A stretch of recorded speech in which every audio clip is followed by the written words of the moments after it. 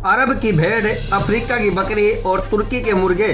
जी हाँ, इन जानवरों को देखने के लिए अब आपको अफ्रीका, अरब और तुर्की जाने की जरूरत नहीं है। वहीं रेवाड़ी के गांव आसाका के निकट रिटायरमेंट हेडमास्टर काशीराम यादव के फार्म हाउस पर जाकर इन जानवरों को नजदीकी से देख सकते हैं। रेवाड़ी के बालियर खुर्द निवासी काशीराम यादव ने रिटायरमेंट होने के बाद बच्चों को ज्ञान देने और खुद का शौक पूरा करने के लिए जानवरों को जो कलेक्शन शुरू की वह आज अनूठी पहल बन गई। अपने फार्म हाउस पर काशीराम यादव का सारा दिन इन्हीं जानवरों की देखरेख में बीतता है। अफ्रीका की बोर गोट को काशीराम कर्नाटक से लेकर आए थे। वहीं अरब की भेड़ का तो बात ही क्या, न उसके सींग होते हैं और न ही पूंछ।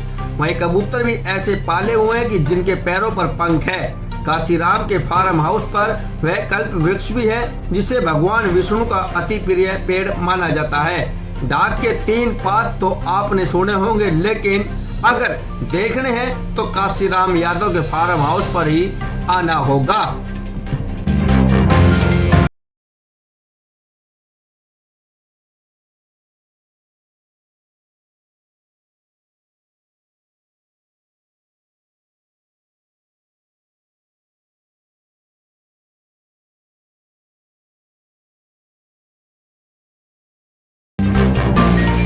शुभ नाम है आपका? काशीराम नाम है मेरा और गांव बालियर खुर्द है।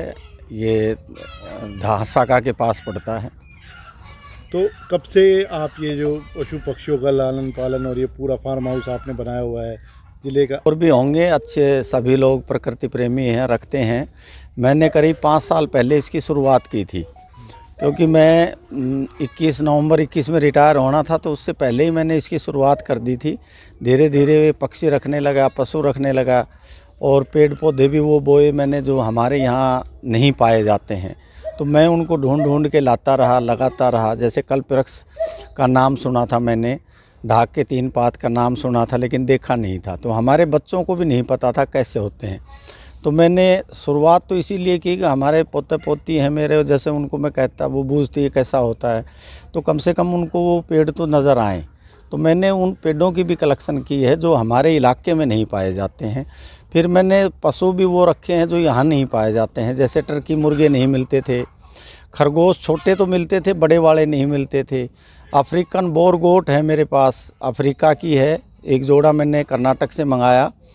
दुम्मे हैं, अरब कंट्री की भेड़ हैं, ये हमारे यहाँ इलाके में नहीं पाई जाती हैं, इनके सींग पूंछ नहीं होते हैं। तो मैंने इस तरह के जानवरों की कलेक्शन की।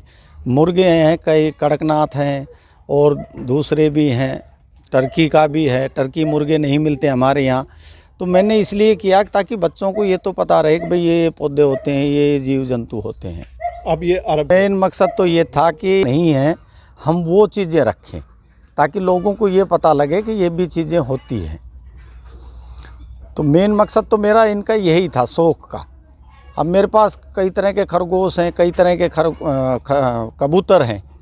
हालांकि कबूतर सफ़ेद पाले जाते हैं, लेकिन मेरे पास जो कबूतर उनके पैरों पे भी पंख हैं, वो मोर की तरह नाचते हैं, बड़े अच्छे लगते हैं मुझे। कहाँ के कबूतर हैं ये? अब ये तो पता नहीं, मैं कहीं यूपी में गया था तो वहाँ किसी के पास थे, मुझे पसंद आ गया, मैं एक जोड़ा लिया आया। अब उनके बच्चे होके वो ज़्यादा हो गए। इसी तरह मैं एक जोड़ा ही लेके आया था, ये बढ़ते रहे।